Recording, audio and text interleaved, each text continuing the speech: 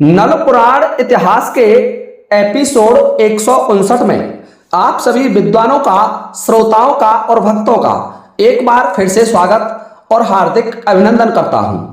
देखिए श्रोताओं, आज मैं आपकी सेवा में एक नल पुराण इतिहास का अलग मैदान जो बहुत ही नया और रोचक है आपकी सेवा में लेकर के उपस्थित हूं।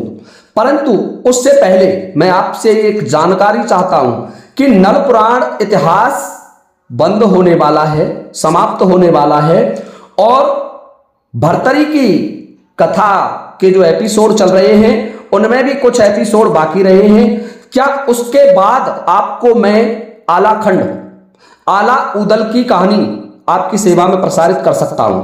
इसके लिए आप मुझे, प्रत्येक दर्शक से निवेदन है कि जो भी भाई हमारा वीडियो देखे कमेंट जरूर करके बताइए, क्या आला उदल की कथा प्रसारित कर सकता हूं? यदि हां तो कमेंट में हां लिख करके मुझे जरूर भेजें। देखिए श्रीमान, समस्त श्रोताओं से मैं निवेदन करता हूं कि आपकी राय के अनुसार जैसा आप चाहेंगे और आप ज्यादा से ज्यादा कथा को सुनेंगे, उसी कथा को सुनाने में मुझे आनंद आता है। और जब कथा को आप सुनते नहीं हैं, कम देखते हैं, 5.5 लाख सब्सक्राइबर वाले चैनल पर यदि 5 से 10 हजार दर्शक ही देखें तो वो कथा अच्छी नहीं मानी जाती। इसका मतलब आपका इंटरेस्ट उस कथा में है नहीं। तो आप मुझे ये जरूर कमेंट करके बताएंगे, आपसे ये उम्मीद करता हूं। और अब आइए मैं आपको लिए चलता हूं एक अलग मैदान पर। देखिए श्रोताओं, राजा मनसुख, मैनपाल गुर्जर का पुत्र था मनसुख, जो कि राजा नल का पगड़ी पलटा मित्र था।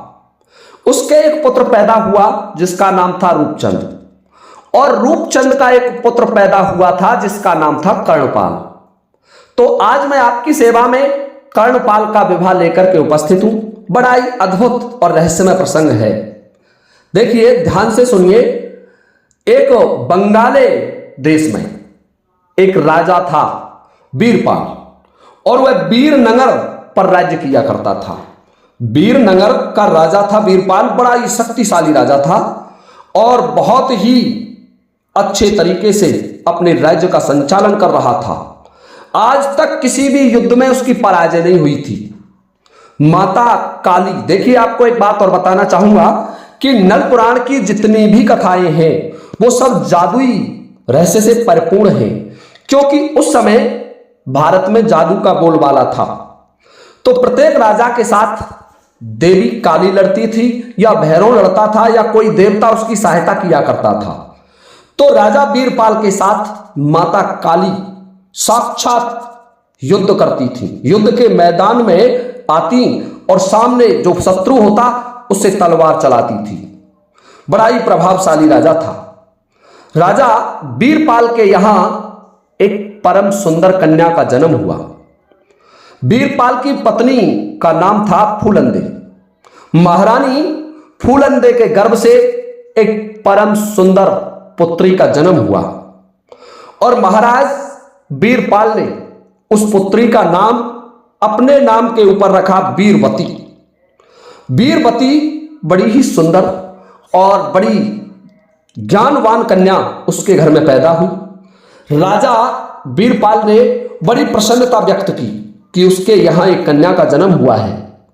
देखिए श्रोताओं, धीरे धीरे समय निकला और जब वह कन्या वीरवती 16 वर्ष की एक युवती हो गई, उसकी उम्र 16 वर्ष हो गई, तो एक दिन महारानी फूलंदे मन में विचार करने लगी कि मेरी पुत्री 16 वर्ष की हो गई है, इसकी आयु अब विवाह के योग्य हो गई है, क्यों ना महाराज को इसकी सूचना दी जाए।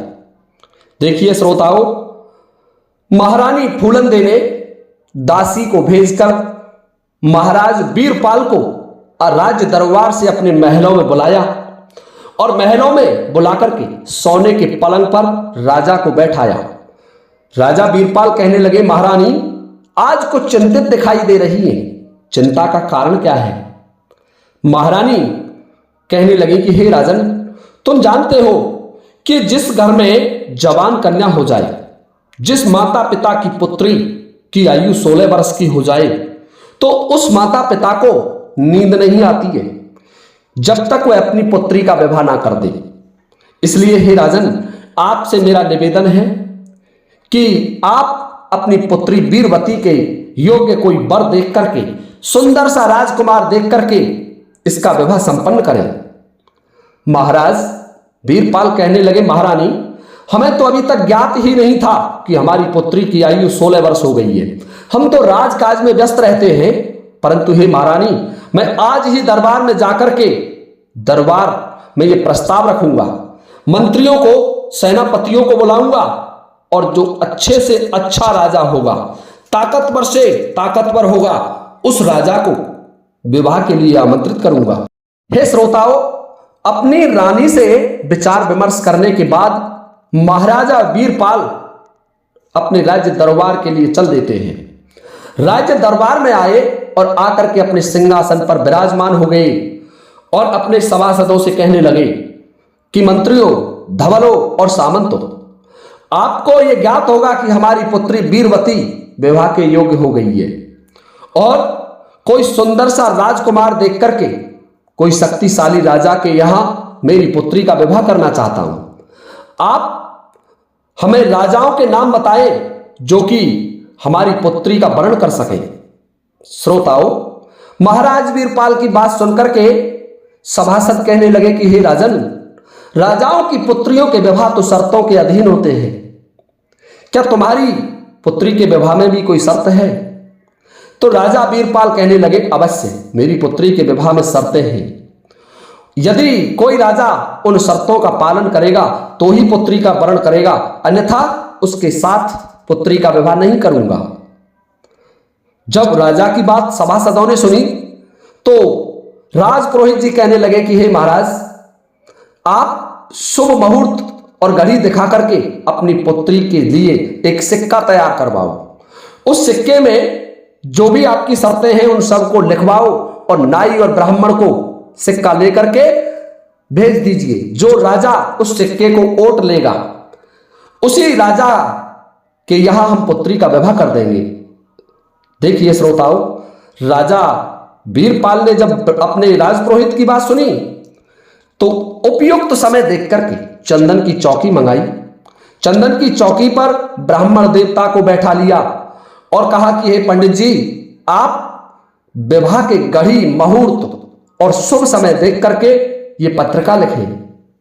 हे श्रोताओं, ब्राह्मण देव ने, राजपुरोहित ने, आपको एक बात और बताना चाहूंगा कि राजाओं के दरबार में राजपुरोहित होते थे जो परम विद्वान ब्राह्मण होते थे। राजा को समय समय पर उपयुक्त और उचित सुझाव दिया करते थे। राजा के जितने भी नैतिक कार्य होते थे उन सब में योगदान होता था उन राजपुरोहितों का। और जब युद्ध की आवश्यकता होती तो राजा के साथ वो ब्राह्मण क्षत्रिय का बाना धारण करके युद्ध भी किया करते थे।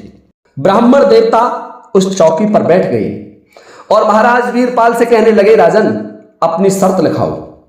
तो पत्रिका लिख रहे ब्राह्मण देव आरंभ कर दिया। श्री सिद्ध नारायण लिख दिया और महाराज वीरपाल का नाम लिख दिया और वीरनगर सा गांव लिख दिया और अपनी पुत्री वीरवती का विवाह उस पत्रिका में लिख दिया।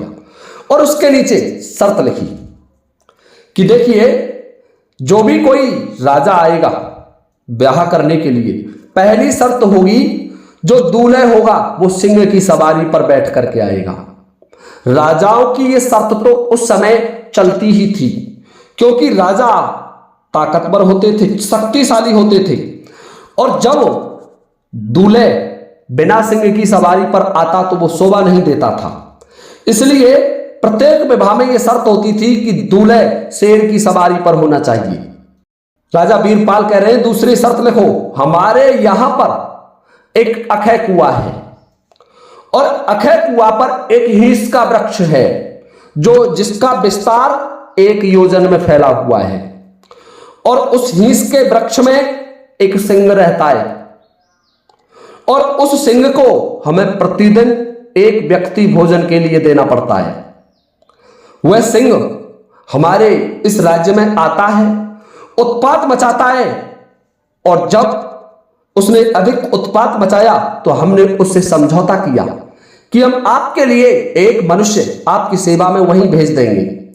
तो उस अक्षय कुआं पर हमें प्रतिदिन सिंह के लिए एक व्यक्ति को भोजन के रूप में भेजना पड़ता है।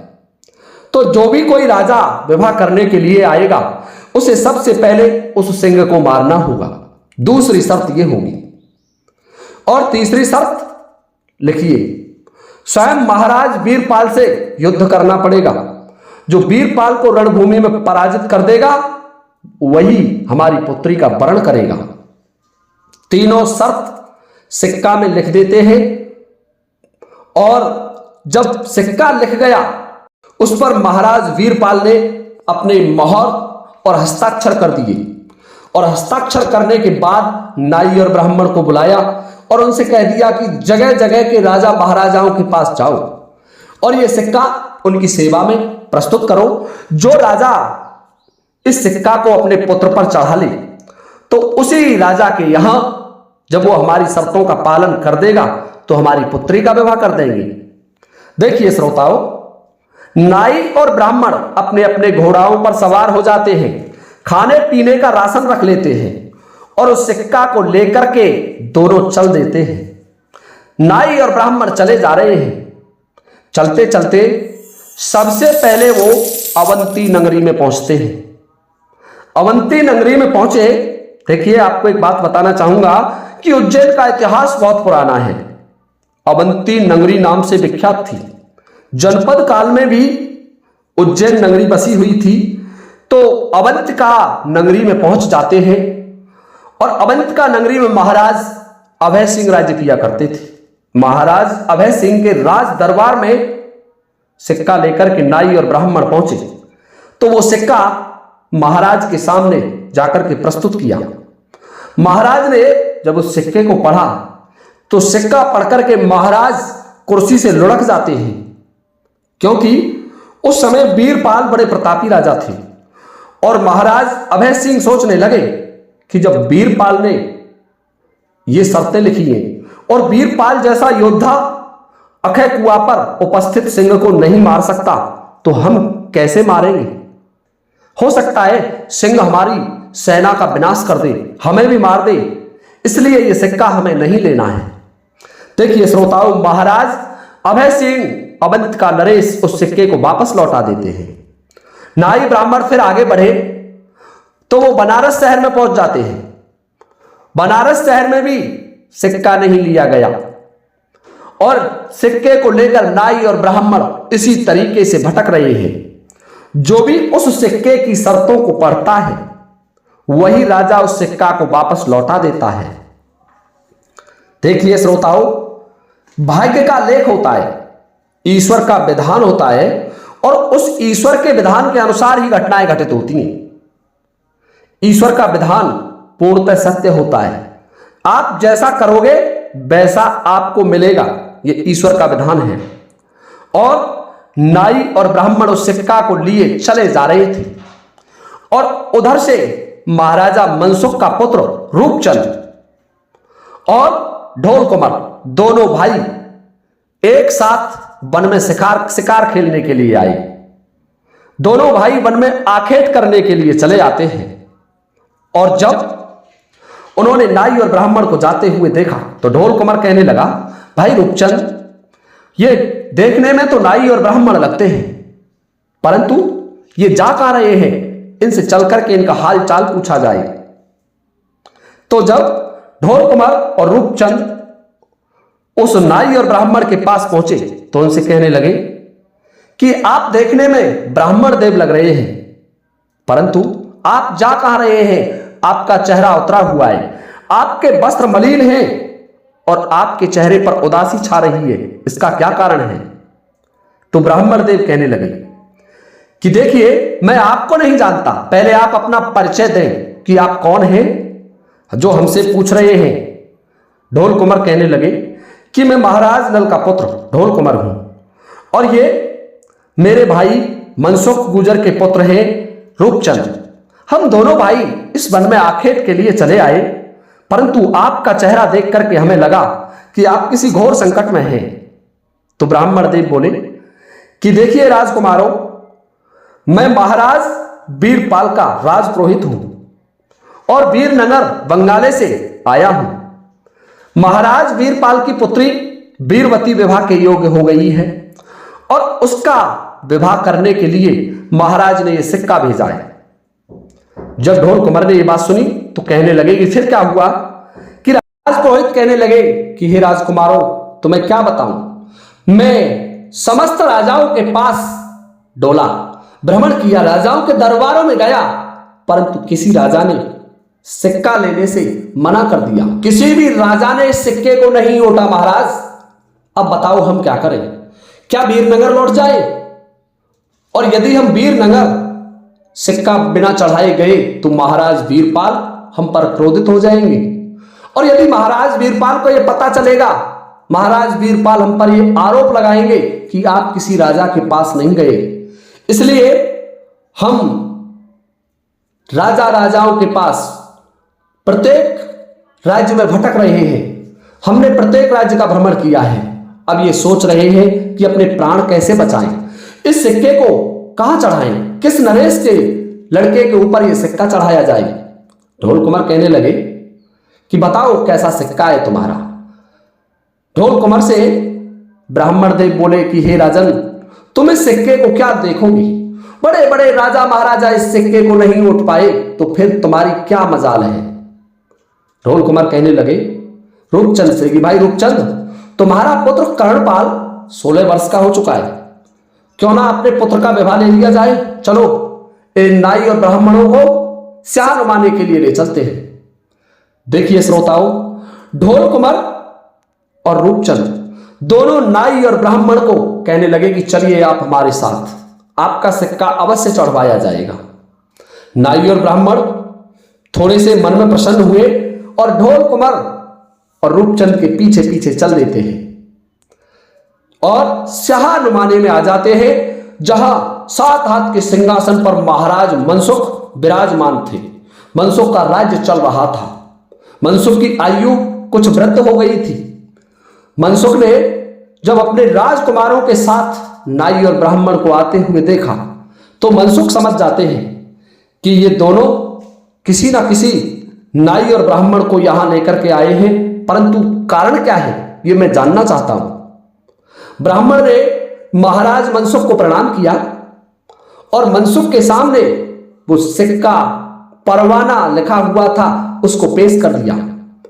महाराज मनसुख ने जब वो परवाना पढ़वाया तो परवाने को पढ़ने के बाद मनसुख कहने लगे कि हमें तुम्हारी ये सभी शर्तें मंजूर हैं, हम तुम्हारी शर्तों के अधीन समस्त काम करने के लिए तैयार हैं, और ये सिक्का हमारे नाती कर्णपाल के ऊपर चढ़ा दो। देखिए श्रोताओं, मनसुख ने आदेश दिया कि कर्णपाल को सुसज्जित किया जाए। कर्णपाल को सजाया गया और नाई और ब्राह्मण ने वह सिक्का मनसुख गुर्जर के नाती कर्णपाल के ऊपर चढ़ा दिया। सिक्का कर्णपाल के ऊपर चढ़ा देते हैं नाई और ब्राह्मण, और वह पत्र का महाराज मनसुख को सौंप देते हैं कि हे राजन, आप बारात को कम से कम 1 महीने पहले लेकर के आए विवाह के दिन से, क्योंकि वहां आपको कई शर्तों का पालन करना है। हो सकता है आपको युद्ध भी करना पड़े हमारे महाराज वीरपाल से। तो महाराज मनसुख कहने लगे कि ब्राह्मण देव, मैं सभी शर्तों के लिए तैयार हूं, आप चिंता ना करें, आप लौट जाए, हमारी बारात बहुत शीघ्र ही यहां से चल देगी और वीरनगर को चारों तरफ से घेर लेगी। यदि महाराज वीरपाल हमसे युद्ध करेंगे तो हम उनसे युद्ध में पीछे हटने वाले नहीं हैं। सिक्का चढ़ा देते हैं नाई और ब्राह्मण महाराज मनसुख के प्रपौत्र कर्णपाल पर विवाह का सिक्का चढ़ा दिया, और विवाह का सिक्का चढ़ाने के बाद नाई और ब्राह्मण लौट जाते हैं अपने गृह राज्य के लिए। महाराज वीरपाल कहने लगे कि हे ब्राह्मण, हे नाई, तुमने बहुत समय हो गया, बताओ किस राजा ने हमारी पुत्री का सिक्का ले लिया है। तो ब्राह्मण देव कहने लगे कि हे महाराज, मैं जगह जगह के राजाओं के पास गया, परंतु किसी राजा ने सिक्के की शर्तों को देख करके सिक्का नहीं लिया, परंतु शाह नुमाने के महाराजा मनसुख के यहां मैंने सिक्का चढ़ा दिया। मनसुख का प्रपौत्र कर्णपाल, देखने में तो महाराज मैंने देखा कि पूर्णतः कांतिमान और सूर्य के समान सुंदर राजकुमार है, जिसके चेहरे की आभा देखते ही बनती है। देखने में तो ऐसा लगता है जैसे स्वयं कामदेव ने अवतार धारण कर लिया हो। परंतु हे राजन, महाराज की वीरता का परिचय तो आप स्वयं देखेंगे जब यदि महाराज मनसुख आपकी शर्तों को पूरा कर देते हैं तो आप अपनी पुत्री का विवाह कर सकते हैं। यह बात जब वीरपाल ने सुनी तो वीरपाल समझ जाते हैं कि मनसुख और नल दोनों महापराक्रमी नरेश हैं। उन्होंने बामनगढ़ में किसी भी राजा को नहीं छोड़ा, समस्त भूपतों को पराजित कर दिया और वो अवश्य ही मेरी पुत्री के लिए उपयुक्त स्थान है। श्रोताओं, राजा वीरपाल प्रसन्न हो जाते हैं और नाई और ब्राह्मण को इनाम देकर के अपने अपने घरों को भेज दिया जाता है।